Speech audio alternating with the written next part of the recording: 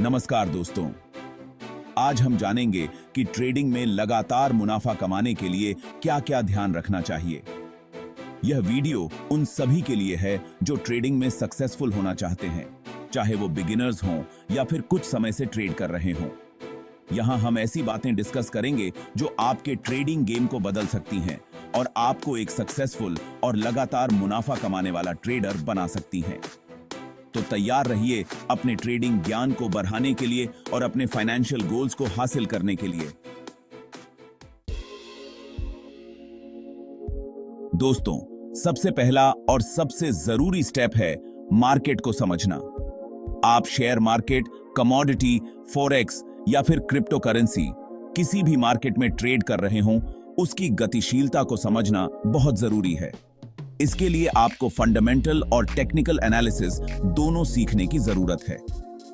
Fundamental analysis में हम किसी कंपनी या एसेट की फाइनेंशियल स्थिति, उसके मैनेजमेंट, मार्केट में उसकी कंपटीशन और उसकी फ्यूचर में ग्रोथ करने की क्षमता का अध्ययन करते हैं। वहीं दूसरी तरफ टेक्निकल एनालिसिस में हम चार्ट्स, ट्रेंड्स और विभिन्न इंडिकेटर्स का यूज कर मार्केट की डायरेक्शन का पता लगाने की कोशिश करते हैं। जितना ज्यादा आप मार्केट को समझेंगे, उतना ही आप बेहतर ट्रेडिंग कर पाएंगे। इसलिए सीखते रहें, अपने नॉलेज को बढ़ाते रहें।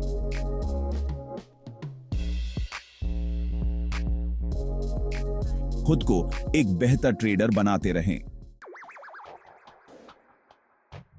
दोस्तों, ट्रेडिंग बिना किसी प्लान के जंग के मैदान में कूदने जैसा है।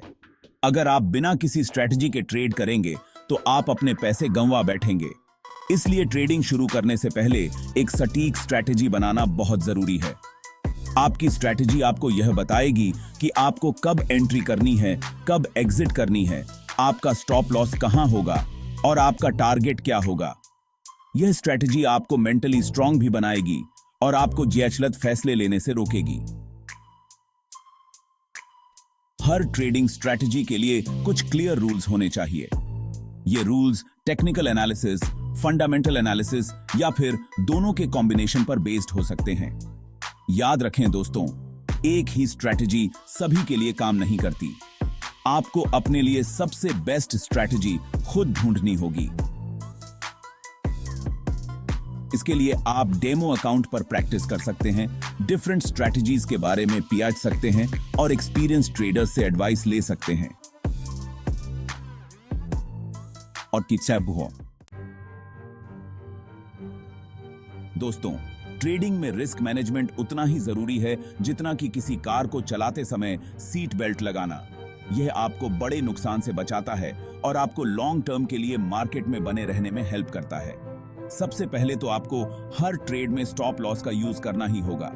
स्टॉप लॉस एक ऐसा ऑर्डर होता है जो आपके ट्रेड को एक सर्टेन प्राइस पर ऑटोमेटिकली बंद कर देता है ताकि आपका नुकसान लिमिटेड रहे। दूसरा, आपको अपने ट्रेड साइज पर भी ध्यान देना होगा। कभी भी अपने टोटल कैपिटल का एक बड़ा हिस्सा एक ही ट्रेड में न लगाएं। हमेशा अपने रिस्क को डिवाइड करें और छोटे छोटे ट्रेड्स लें।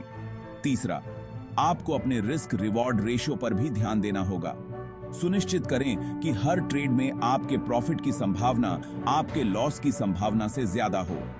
रिस्क मैनेजमेंट को अपनी ट्रेडिंग का एक इंपॉर्टेंट पार्ट बनाएं। यह आपको लॉन्ग टर्म के लिए मार्केट में बने रहने और लगातार मुनाफा कमाने में मदद करेगा। चैप्टर 4, भावनात्मक कंट्रोल। दोस्तों, ट्रेडिंग में आपका सबसे बड़ा दुश्मन कोई और नहीं बल्कि आप खुद हैं। जी हां, आपकी अपनी भावनाएं ही आपको सबसे ज्यादा नुकसान पहुंचा सकती हैं। डर और लालच ट्रेडिंग में सबसे बड़ी बाधाएं हैं। जब मार्केट आपके खिलाफ जाता है, तो डर आपको गलत फैसले लेने पर मजबूर कर सकता है। आप या तो बहुत जल्दी अपना पोजीशन बंद कर देंगे या फिर स्टॉप लॉस को बढ़ाते रहेंगे, जिससे आपका नुकसान और बढ़ता जाएगा। चाहिए वहीं दूसरी तरफ, जब मार्केट आपके पक्ष में होता है, तो लालच आपको ज्यादा से ज्यादा मुनाफा कमाने के लिए अपना पोजीशन ज्यादा देर तक होल्ड करने पर मजबूर कर सकता है। और कई बार ऐसा होता है कि प्रॉफिट अचानक से लॉस में बदल जाता है। इसलिए ट्रेडिंग करते समय इमोशनली स्ट्रांग रहना बहुत जरूरी है। कभी भी फीलिंग्स के बेस पर डिसीजन न लें। हमेशा अपनी स्ट्रेटजी पर टिके रहें और डिसिप्लिन बनाए रखें। ये हिदायत है। चैप्टर 5, मार्केट की करंट सिचुएशन को समझें। दोस्तों, ट्रेडिंग में सक्सेसफुल होने के लिए सिर्फ टेक्निकल और फंडामेंटल एनालिसिस ही काफी नहीं है। आपको मार्केट की करंट सिचुएशन को भी समझना होगा। मार्केट में क्या चल रहा है, इसे रेगुलरली मॉनिटर करें। न्यूज़, इकोनॉमिक इवेंट्स और ग्लोबल इवेंट्स का मार्केट पर गहरा प्रभाव पड़ता है। उदाहरण के लिए, अगर किसी देश में पॉलिटिकल इंस्टेबिलिटी है तो उसका असर उस देश के शेयर मार्केट पर भी देखने को मिल सकता है। इसलिए जरूरी है कि आप रेगुलरली न्यूज़ पढ़ें, इकोनॉमिक कैलेंडर को ट्रैक करें और ग्लोबल इवेंट्स पर नजर रखें। चैप्टर 6, ट्रेडिंग के बाद रिव्यू। दोस्तों, ट्रेडिंग के बाद रिव्यू करना उतना ही जरूरी है जितना कि किसी एग्जाम के बाद अपनी आंसर शीट की जांच करना। यह आपको अपनी गलतियों से सीखने और फ्यूचर में उन्हें रिपीट करने से बचने में हेल्प करता है। हर ट्रेड के बाद, चाहे वह प्रॉफिटेबल रहा हो या हानिकारक, कुछ समय निकालें और उसकी रिव्यू करें। एनालाइज करें कि आपने क्या सही किया और क्या गलत। क्या आपने अपनी स्ट्रैटेजी का ठीक से पालन किया? क्या आप इमोशनली स्ट्रांग रहे? अपनी रिव्यू को और ज्यादा इफेक्टिव बनाने के लिए एक ट्रेडिंग जर्नल बनाएं। इस जर्नल में आप अपने हर ट्रेड का रिकॉर्ड रख सकते हैं। साथ ही ट्रेड से रिलेटेड इंपॉर्टेंट जानकारी जैसे कि एंट्री और exit point, stop loss, take profit और ट्रेड के पीछे का लॉजिक भी लिख सकते हैं।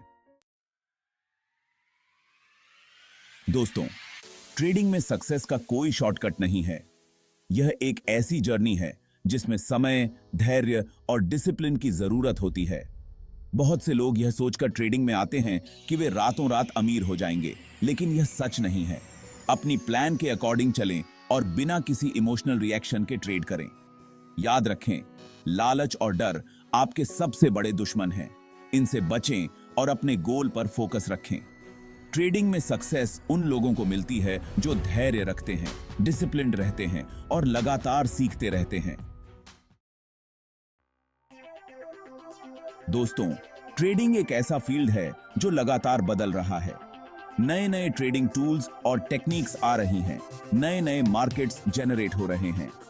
इसलिए एक सक्सेसफुल ट्रेडर बने रहने के लिए आपको भी खुद को लगातार अपडेट करते रहना होगा।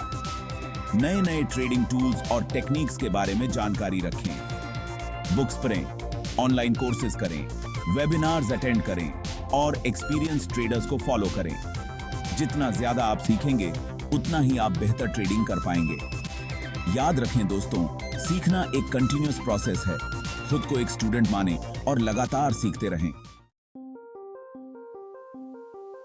दोस्तों, जिस तरह नेचर में ऋतुएं बदलती रहती हैं, उसी तरह मार्केट में भी साइकिल्स चलते रहते हैं।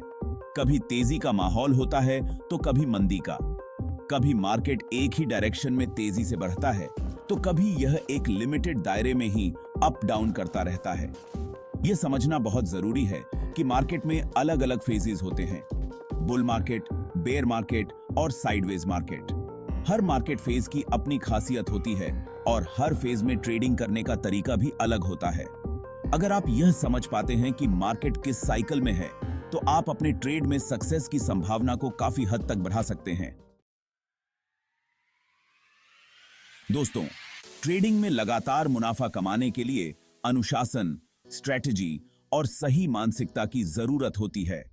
यह याद रखें कि ट्रेडिंग कोई जुआ नहीं है, बल्कि यह एक स्किल है जिसे सीखकर आप अपने फाइनेंशियल फ्यूचर को सुरक्षित कर सकते हैं। अगर आपको यह वीडियो पसंद आया हो तो इसे लाइक और शेयर जरूर करें। साथ ही हमारे चैनल को सब्सक्राइब करना न भूलें ताकि आपको ऐसे ही जानकारीपूर्ण वीडियोस मिलते रहें।